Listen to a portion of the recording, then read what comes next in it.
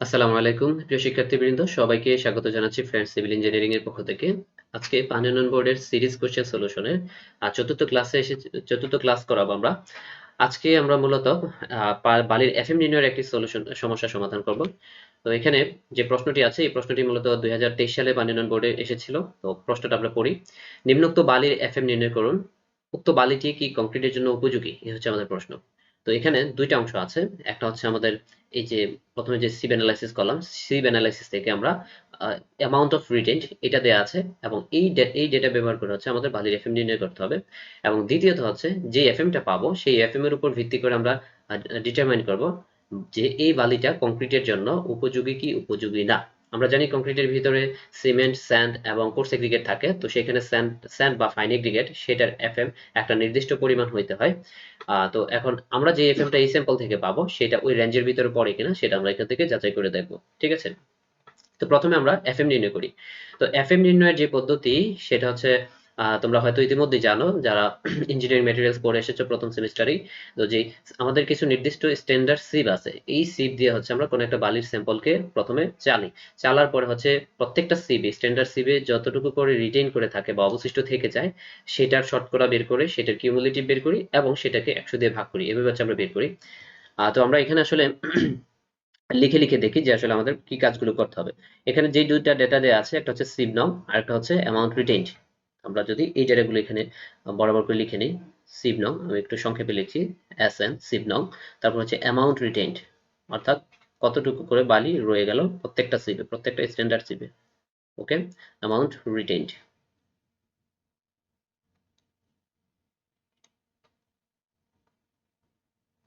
আচ্ছা, তারপরে হচ্ছে এই অ্যামাউন্ট রিটেইনড যেটা হলো সেটা থেকে আমরা কি করব, পার্সেন্টেজ অ্যামাউন্ট রিটেইনড বা শতকরা অবশেষ, পার্সেন্টেজ অ্যামাউন্ট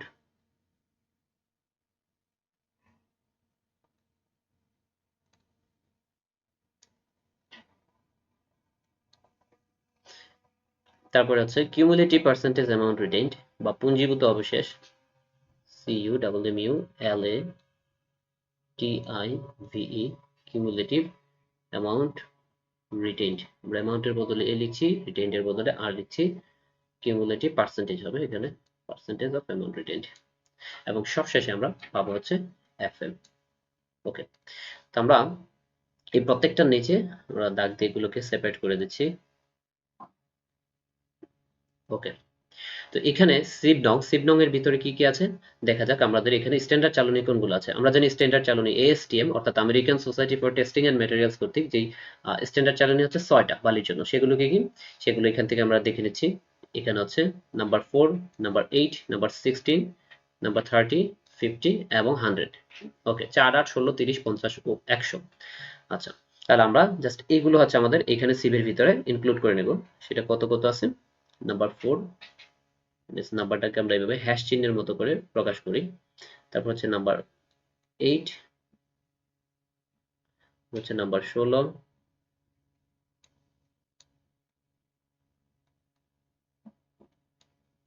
নাম্বার 30, নাম্বার 50 এবং সবশেষে নাম্বার 100। অর্থাৎ 4, 8, 16, 30, 50 ও 100 নাম্বার। এই 6টা চালনী হচ্ছে আমাদের স্ট্যান্ডার্ড চালনী, এএসটিএম স্ট্যান্ডার্ড। এখন কথা হচ্ছে এই 4 নাম্বার চালনীতে কত রিটেন্ড আছে। 4 নাম্বার চালনীতে রিটেন্ড আছে হচ্ছে 20 গ্রাম, সবগুলো গ্রামে দেয়া আছে। আমরা এখানে লিখলাম 20। 8 নাম্বারে আছে কত 30, আমরা এটা বরাবর লিখে যাচ্ছি। 8 নাম্বারে জমা হলো হচ্ছে 30 এবং 16 নাম্বারে জমা হলো 50।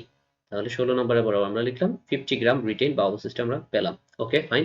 তারপরে দেয়া আছে 30 তে হচ্ছে 100 গ্রাম, 30 তে 100 গ্রাম, এবং তারপরে হচ্ছে 50 সেটাতে 40 গ্রাম, 40। তারপরে হচ্ছে এই যে এখানে একটা ব্যাপার আছে, আমরা জাস্ট কালারটা একটু চেঞ্জ করে নিচ্ছি। ওকে, দেখো এখানে হচ্ছে 60 নাম্বার, অর্থাৎ নাম্বার 60। তো আমরা এতক্ষণ যে স্ট্যান্ডার্ড চালনীগুলো বসালাম, এই যে এখানে 4, 8, 16, 30, 50 ও 100, এই 6টা হচ্ছে স্ট্যান্ডার্ড। এই বা এর বাইরে যেগুলো থাকবে সেগুলোর ক্ষেত্রে আসলে কি করব। তাহলে এখানে যে ডেটাগুলো দেয়া আছে, আমরা যে সয়েল স্যাম্পল এখানে অ্যানালাইসিস করলাম, সেখানে আমাদের 60 নাম্বার চালনী একটা অতিরিক্ত ব্যবহার করা হয়েছে, তারপরে 150 নাম্বার এটা অতিরিক্ত এবং 200 নাম্বার এই তিনটা হচ্ছে অতিরিক্ত চালনী ব্যবহার করা হয়েছে। ওকে, এখন কথা হচ্ছে এই যে আমরা এখন এই 60 60 নাম্বার এটার যে অ্যামাউন্টটা রিটেন করলো সেটা আসলে কি করব, এবং তারপরে যেগুলো রিটেন করলো সেগুলোই বা কি করব। একটা সহজ কথা হচ্ছে, এখানে যে সিভ নাম্বারগুলো আছে 4, 8, 16, 30, 50, 100, এগুলো হচ্ছে কি একটার চেয়ে আরেকটা ছোট, অর্থাৎ 4 নাম্বারের চেয়ে 8 নাম্বারের ছিদ্রগুলো ছোট, 8 নাম্বারের চেয়ে 16 নাম্বারের ছিদ্রগুলো ছোট, 16 থেকে 30 এর ছিদ্রগুলো ছোট। তো এইভাবে ধারাবাহিকভাবে যে বামেরটার চেয়ে ডানের গুলো প্রত্যেকটা কি ছোট। অর্থাৎ আমরা যদি এই দিক থেকে দেখি, উপরেরটা হচ্ছে বড় ছিদ্র, তারপরেরটা আরেকটু ছোট, তারপরটা আরেকটু ছোট, আরেকটু ছোট, এভাবে যেতে যেতে সবার নিচেরটা হচ্ছে একেবারে ছোট ছিদ্র। ওকে, তো 100 নাম্বার, তো সেই হিসাবে যদি আমরা বলি তাহলে এখানে 60 নাম্বারে যেই বালিগুলো আটকে যাচ্ছে, অর্থাৎ 60 নাম্বার চালনীতে যে বালি আটকে যাচ্ছে সেটা অবশ্যই কি 100 নাম্বারে আটকে যাবে। কেন? কারণ হচ্ছে আমরা একটু আগেই দেখলাম যে কি এই 60 নাম্বারের তুলনায় 100 নাম্বারটি কি হবে, অবশ্যই অবশ্যই ছোট ছিদ্র বিশিষ্ট হবে। তো ছোট ছিদ্র যদি হয় তাহলে এই 60 নাম্বারে যেই বালিগুলো আটকে যাবে সেটা তো অবশ্যই ছোট ছিদ্রে আরো আগে আটকে যাবে, তাই না? তো সেটা যেহেতু আটকে যাবে, আমরা কি করব, এই যে 60 তে যেই বালির পরিমাণ পেলাম 30 গ্রাম, সেই 30 গ্রাম হচ্ছে আমরা 100 গ্রামে যোগ করে দেব। ওকে, 100 গ্রামে অলরেডি আছে হচ্ছে 20 এর সাথে এই 60 থেকে 30 গিয়ে যুক্ত হবে, তাহলে 30 প্লাস 20 কত হবে 100 গ্রামের জন্য? 30 প্লাস 20 দ্যাট মিন্স 50। আমরা এখানে জাস্ট এভাবে দেখাচ্ছি 30 প্লাস 20 তোমাদের বোঝার সুবিধার্থে। ওকে, দ্যাট মিন্স এখানে 50 আসবে। তারপরে হচ্ছে 100 নাম্বার, তো আমাদের স্ট্যান্ডার্ড চালনী এখানেই শেষ। এরপরে হচ্ছে 150 এবং 200 আছে। আসলে এদের দিয়ে কাজ কি? এদের দিয়ে কাজ হচ্ছে আমরা টোটাল কতটুকু অ্যামাউন্ট নিয়ে অ্যানালাইসিস করলাম সেটা বের করার জন্য। এই ছাড়া বাকি কোথাও এটা কাজে আমরা লাগাবো না। ঠিক আছে? তো আমাদের এখানে যে ডেটাটা আছে, আমরা যদি বলি 150 এবং 200 নাম্বারে, 150 এবং 200 নাম্বারে আটকেছে হচ্ছে 5 এবং 5 করে। তো আমরা কিন্তু এই স্ট্যান্ডার্ড সিবে এই ধারাবাহিকভাবে এখানে কিন্তু অন্তর্ভুক্ত করি নাই। এই 5টা আমরা কি করব, আমরা টোটাল কতটুকু স্যাম্পল নিলাম সেটার হিসেবে কাজে লাগাবো। অর্থাৎ এই যে 20, 30, 50, 50, 100, তারপর 100, 200, 240, 270, 290, তারপর হচ্ছে 295 এবং সবশেষে 5 যোগ করলে 300 পাচ্ছি। তার মানে আমাদের টোটাল যে অ্যামাউন্ট ছিল সেই টোটাল অ্যামাউন্টের পরিমাণ কত? টোটাল অ্যামাউন্টের পরিমাণ হচ্ছে 300। ওকে, টোটাল স্যান্ড স্যাম্পল ছিল 300। এখন আমরা এটাকে কোথায় কাজে লাগাবো? এটাকে এই যে এখনই কাজে লাগাবো। এই যে পার্সেন্টেজ অফ অ্যামাউন্ট রিটেইনড বা শতকরা কত অবশেষ রয়ে গেল সেটা বের করার ক্ষেত্রে সেটা কি রকম, আমরা যদি এখানে দেখি এই যে অ্যামাউন্ট রিটেন কত আছে 20 4 নম্বরে, তারপর আছে 30, এরকম করে এক একটা কিন্তু এক এক পরিমাণ আছে। এখন যদি এটা হচ্ছে কতটুকুতে, এই যে 20 গ্রাম আটকাইলো এটা কত গ্রামের মধ্যে? 300 গ্রামের মধ্যে 20 গ্রাম আটকাইছে। আবার এই যে 300 গ্রাম আটকাইলো এটা কত গ্রাম, সরি এই যে 30 গ্রাম আটকালো এটা কতর মধ্যে? এটাও একইভাবে 300 গ্রাম টোটাল স্যাম্পলের মধ্যে 30 গ্রাম আটকালো। ঠিক একইভাবে প্রত্যেকটাই 300 গ্রামের ভিতরে আটকেছে এবং এই সবগুলা মিলে কিন্তু এই 300 আসার কথা, যদি আমরা এই যে 150 এবং 100 200 নম্বরেরটাও ইনক্লুড করি। ওকে, এখন তাহলে যদি 100 গ্রাম স্যাম্পল হইতো, 300 গ্রামে আটকাইছে 20 গ্রাম, কিন্তু 100 গ্রাম স্যাম্পল যদি হইতো তাহলে আমরা কত পেতাম? সেটাই হচ্ছে এই পার্সেন্টেজ অ্যামাউন্ট রিটেইনড। ঠিক আছে? তাহলে আমরা এখানে কি করব, খুব সিম্পলি ব্যাপারটা হচ্ছে ঐকিক নিয়ম, আমি জাস্ট এদিকে একটু দেখা দিচ্ছি। টোটাল এই যে 300 গ্রাম স্যাম্পল ছিল, 300 গ্রাম স্যাম্পলের ভিতরে আটকালো কত? ধরো 4 নম্বরে আটকেছে হচ্ছে 20 গ্রাম। তাহলে 100 গ্রাম স্যাম্পল যদি হইতো তাহলে কতটুকু আটকাতো? 20/20/300, সরি 1 গ্রাম যদি হইতো তাহলে 20/300। আর যদি 100 গ্রাম হয় তাহলে কত হইতো? 20/300 ইন্টু 100, 20/300 ইন্টু 100 গ্রাম, 100 গ্রাম, তাই না? এতটুকু হইতো, তার মানে এত পার্সেন্টেজ হইতো। ওকে, ফাইন। এখন কথা হচ্ছে এই যে আমরা শতকরায় প্রকাশ করলাম, এই জিনিসটাকে কি আমরা কি বলতেছি? এটা হচ্ছে percentage of amount retain, percentage of amount retained. Okay, বা শতকরা অবশিষ্টের পরিমাণ। এখন এই জিনিসটাকে আমরা জাস্ট প্রত্যেকটার জন্য বারবার এইভাবে হিসাব করবো না, ক্যালকুলেটরে হিসাব সহজ করার জন্য আমরা যেটা করব, এই যে এখানে কিন্তু 100 ফিক্সড এবং 300 টোটাল অ্যামাউন্টও ফিক্সড। শুধুমাত্র চেঞ্জ হবে কি রিটেন কত করতেছে, যেমন 4 নম্বরে 20 গ্রাম রিটেন করলো, আবার যদি দেখি 8 নম্বরে 30 গ্রাম করলো, 16 নম্বরে 50 গ্রাম করলো, এইটা কিন্তু ভেরি করতেছে। তাহলে আমরা বলতে পারি আমরা এখানে 20 এর পরিবর্তে একটা ভেরিয়েবল বসাবো, অর্থাৎ সেখানে আমরা x/300 ইন্টু 100, বা আমরা বলতে পারি 100x/300। এখানে 100 আর 300 হচ্ছে ফিক্সড, আর x এর জায়গায় আমরা 20, 30, 50, 100, 40, 50 এইভাবে ধারাবাহিকভাবে বসাবো এবং এর রেসপেক্টে আমরা এর corresponding amount of retained, sorry percentage amount রিটেইনটা পেয়ে যাব। ঠিক আছে? তো এটা হিসাবটা আসলে কিভাবে করব, অনেকে হয়তো এটা নাও জেনে থাকতে পারো, আমি স্ক্রিনে ক্যালকুলেটরটা একটু দেখাই।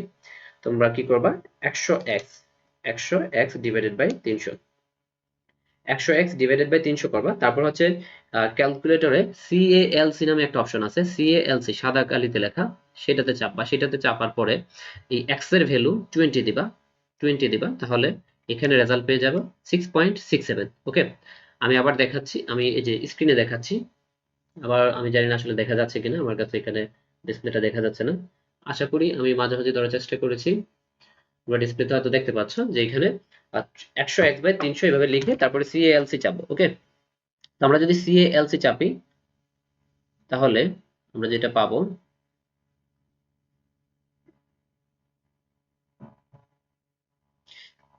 এই 20 এর জন্য হচ্ছে আমরা 6.67 পাচ্ছি। ওকে, আমরা এটা লিখে নিচ্ছি 6.67। তো আবারও আমরা CALC ওইটা চাপবো আগের ইকুয়েশনটার জন্যই, সেটাতে আমরা সরি আগের রাশিটার জন্যই, সেখানে এবার আমরা x = 30 বসাবো। 30 বসালে আমরা ভ্যালু পাচ্ছি হচ্ছে 10, 30 বসালে পাচ্ছি 10।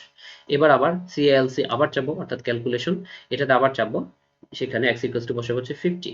50 বসালে আমরা মান পেয়ে যাচ্ছি 16.67। তাহলে আমরা 16.67 বসিয়ে দিলাম। তারপরে হচ্ছে আবার CALC চাপবো, সেখানে x = 100 বসাবো, আমরা সেখানে ভ্যালু পাবো হচ্ছে 33.33।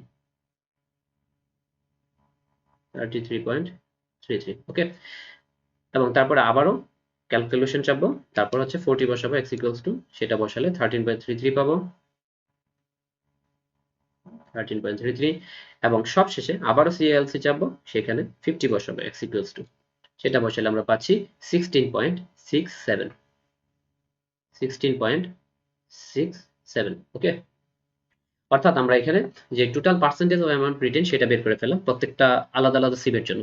এবার আমাদের বের করতে হবে cumulative percentage amount of written বা শতকরা পুঞ্জীভূত হার, শতকরা পুঞ্জীভূত অংশ।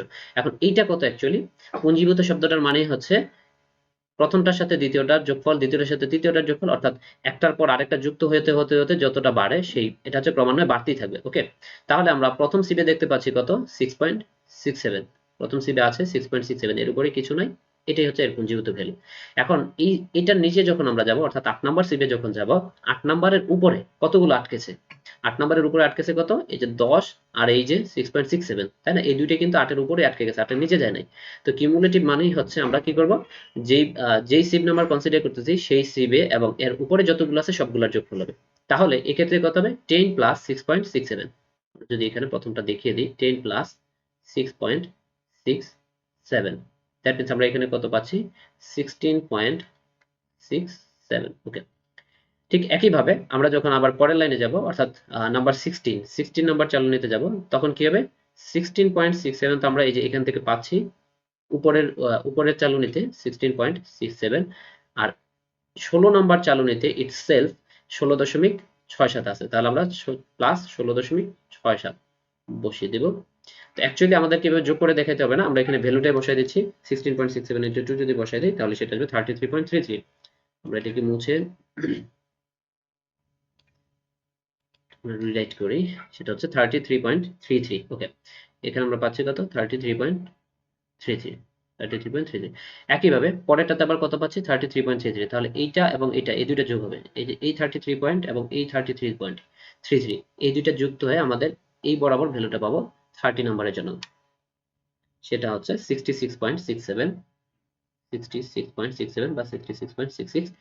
তারপরে হচ্ছে এই 66.66 এর সাথে আবার এই 13.33 যুক্ত হবে এবং এই বরাবর আমরা ভ্যালুটা পাবো হচ্ছে প্লাস 13.33, সেটা হচ্ছে 79.8, 79.8। ওকে, এটার সাথে আবার সর্বশেষ এটা যুক্ত হবে প্লাস 16.67, যোগ করলে পাচ্ছি আমরা 96.67।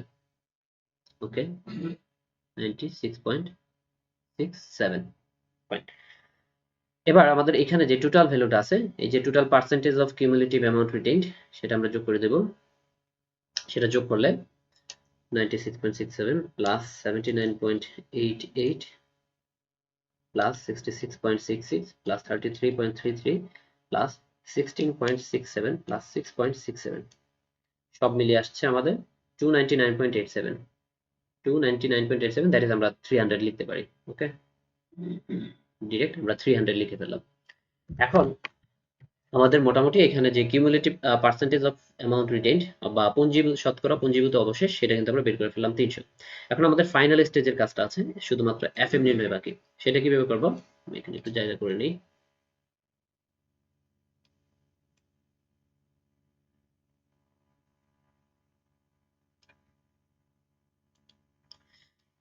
খুবই সিম্পল। আমাদের চাইলে এই কলামটা অ্যাকচুয়ালি আমরা না দিলেও পারি। আচ্ছা, যেহেতু দিয়েছি আমরা এখানে নির্ণয় করে ফেলি। এফএমটা কত হবে? এফএম হবে এই যে 300 পাইলাম cumulative percentage of amount retained, সেই 300 কে আমরা কি করব? 100 দিয়ে ভাগ করে দেব। 100 দিয়ে ভাগ করে আমরা পাবো হচ্ছে কি এফএম সমান 3। This is the answer. Okay, তো আমরা চাইলে এই যে এই শেষের যে কলামটা অর্থাৎ এই যে বক্সের ভিতরে বাক্সবন্দি যেটাকে করে দিলাম, এটাকে চাইলে আমরা এখানে না লিখলেও পারি। এটা মানে না লিখলে হবে। সেক্ষেত্রে আমরা কি করব? এই যে এখানে যে পার্সেন্টেজ অফ অ্যামাউন্ট রিটেনটা পাইলাম 300, এইটাকে সরাসরি ভাগ করে দেব। অতএব নির্ণয় এফএম আমরা এইভাবে লিখতে পারি। অতএব নির্ণয় এফএম সমান 300 divided by 3 equals to 100। This is the desired answer. Okay, আমরা এইভাবে করতে পারি। এখন অনেকের মাঝে প্রশ্ন আসতে পারে যে আসলে আমরা তো আগে শিখে এসেছি সবগুলা ঘর করে করে। আমি যদি একটু দেখাই, এই যে এরকম করে ঘর করে করে শিখে আসছি। হ্যাঁ, যে একেবারে এখান থেকে শেষ পর্যন্ত আমি ঘর টেনে দিলাম, তারপরে আবার নিচে এভাবে, অর্থাৎ টেবিল বা সারণী এঁকে নিলাম। ঠিক আছে, এরকম করে করে কিন্তু আমরা শিখেছিলাম। এখন কম্পিটিটিভ এক্সামগুলোতে আমি এটাকে আসলে প্রেফার করি না, সাজেস্ট করি না। কারণ হচ্ছে আমার এই কাজগুলো করতে কিন্তু অতিরিক্ত সময় যাবে। হ্যাঁ, আর আমরা মানে আমরা সবাই ম্যাচিউরড এনাফ যে আমরা এখানে কি করব, এক লাইনের জায়গায় এই বরাবর গিয়ে আমরা আরেক রোয়ের ভ্যালু বসায় দিব না। এটা আমাদের আম, সেই ম্যাচুরিটিটা আমাদের চলে এসেছে। হ্যাঁ, তো আমার মনে হয় এখানে যে টেবিল আকার যে বিষয়টা, এটা হচ্ছে এক্সট্রা সময় কিল করবে। তো সেই হিসেবে তোমরা এখানে হচ্ছে ঘরটা অ্যাভয়েড করাটা আমার মনে হয় ভালো হয়। তারপরে যার যেটা ইচ্ছে সেভাবে করতে পারো, সমস্যা নাই, ঘর করলেও হবে। তো এখন কথা হচ্ছে আমাদের প্রথম অংশের উত্তর হইলো, আমাদের হচ্ছে দ্বিতীয় অংশের উত্তর লাগবে। দ্বিতীয় অংশে কি বলা ছিল? দ্বিতীয় অংশে বলা ছিল উক্ত বালিটি কংক্রিটের জন্য উপযোগী কিনা সেটা বের করতে হবে। ওকে, এটা কংক্রিটের জন্য উপযুক্ত কিনা। এখন আমরা যে এফএমটা পাইলাম, সরি এখানে আমি ভুল লিখছি, এফএম হচ্ছে 3 হবে, 300 না, 300 না, এফএম হচ্ছে 3। এখন এটা আসলে উপযুক্ত কিনা সেটা জানার জন্য আমাদের কোডের সাহায্য নিতে হবে। আমরা এটার উত্তর হিসেবে সরাসরি লিখতে পারি ASTM C33, অর্থাৎ ASTM কোড 33 নাম্বার কোড, সেটা অনুযায়ী ASTM C33 অনুযায়ী 33 অনুযায়ী কংক্রিটের জন্য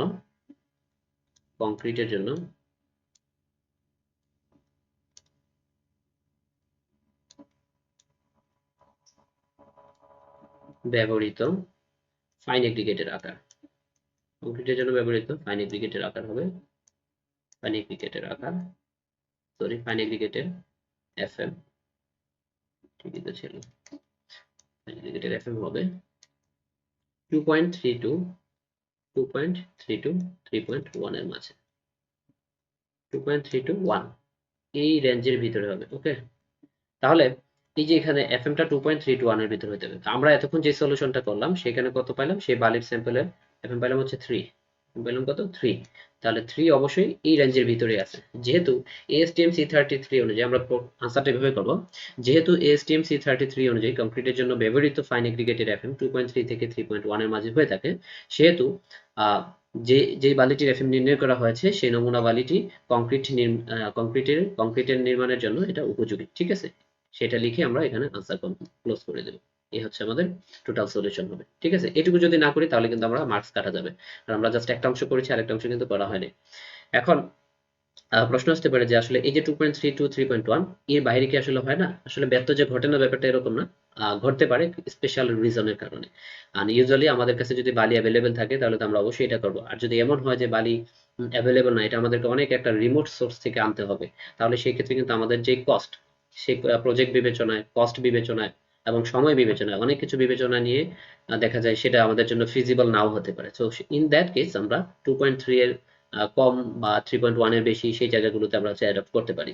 কিন্তু ইউজুয়ালি 2.8 এফএম বিশিষ্ট বালি, যেটা 2.8 এফএম বিশিষ্ট যে বালি, সেটা হচ্ছে কংক্রিটিং এর জন্য বেস্ট।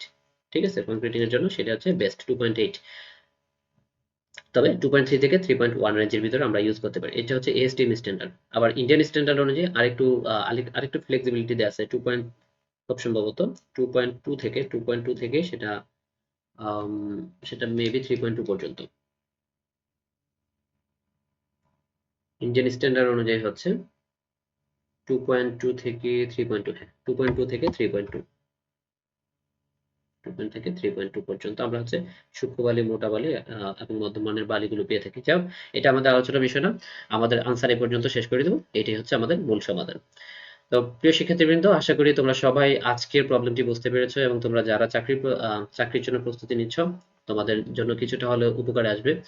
এবং যদি তোমাদের জন্য এটা আসলেই উপকারে এসে থাকে, আমাদের কন্টেন্টগুলো যদি তোমাদের ভালো লেগে থাকে, তাহলে অবশ্যই আমাদের চ্যানেলটি সাবস্ক্রাইব করো এবং আমাদের পেজে ফলো করে আমাদের সাথেই থাকো। ধন্যবাদ সবাইকে।